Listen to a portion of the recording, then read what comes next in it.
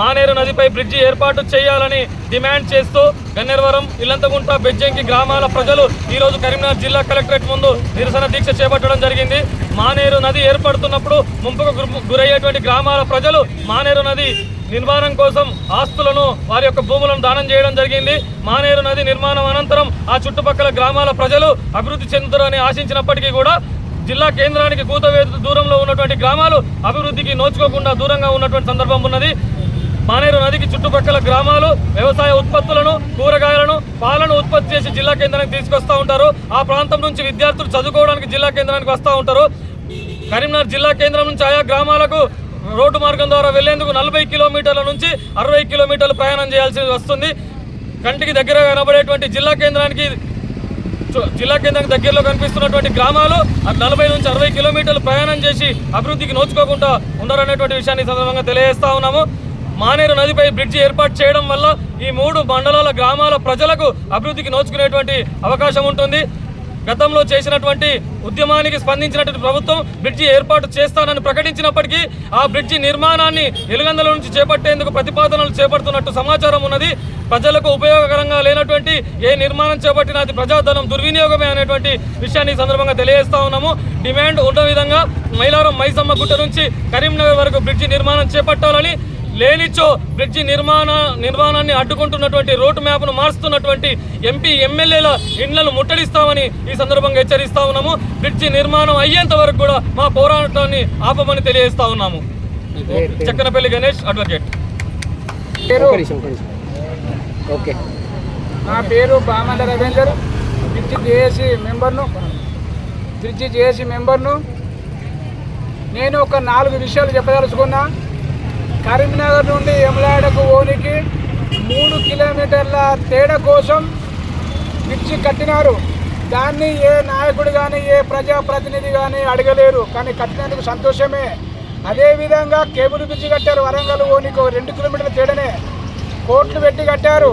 కానీ దాన్ని ఏ ప్రజానాయకులు కానీ ప్రజలు కానీ కుళ్ళు కానీ ఎవ్వరూ అడగలేరు, అది కూడా కట్టినందుకు సంతోషమే. కానీ 30 కిలోమీటర్ల తేడా కోసం గన్నేరువరం నుంచి కరీంనగర్ రావాలంటే, ఇల్లంతకుంట పొత్తూరు నుంచి ఆనంగా తిరిగిపోవాలంటే ఒక 40 కిలోమీటర్లు వస్తుంది. అదేవిధంగా గుండెపల్లి నుంచి రావాలంటే 40 కిలోమీటర్లు వస్తుంది.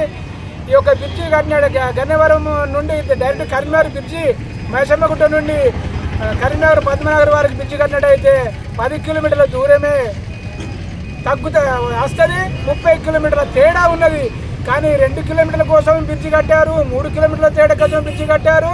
ఈ 30 కిలోమీటర్ల తేడా కోసం బ్రిడ్జి ఎందుకు కట్టలేరని ఎమ్మెల్యేలను, ఎంపీలను, ప్రజాప్రతినిధులను నిలదీస్తున్నాము. అందుకోసమే దీక్ష పెట్టాము.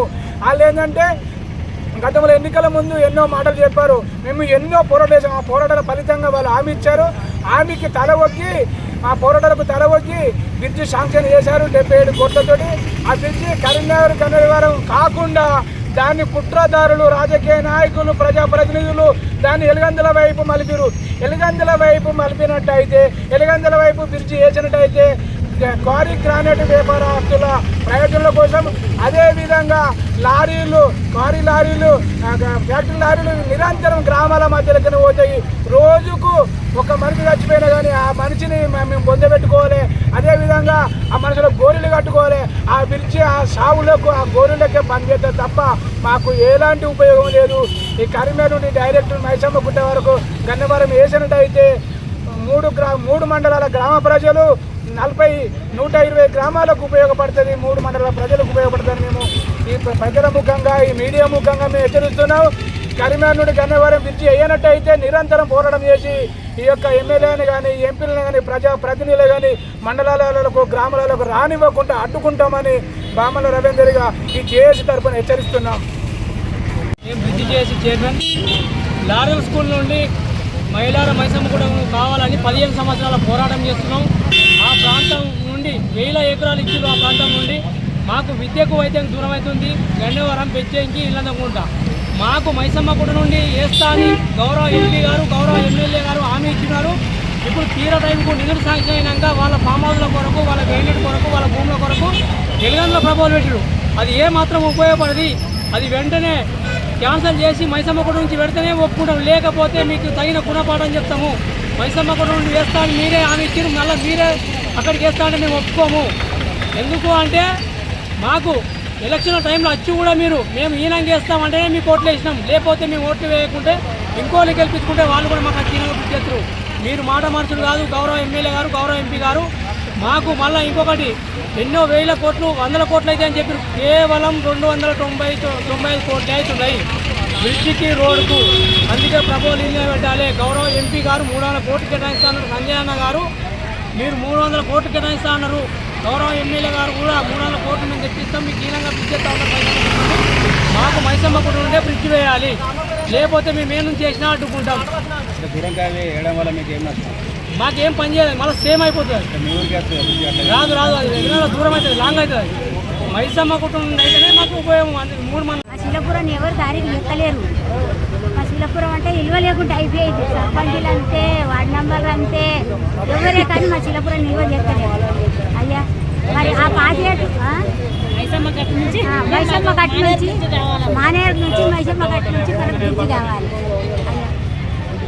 ఎమ్మెల్యే కోరుకుంటున్నాం. బండి సంజీవ, సత్యనారాయణ, వీళ్ళందరూ కోరుకుంటున్నాం.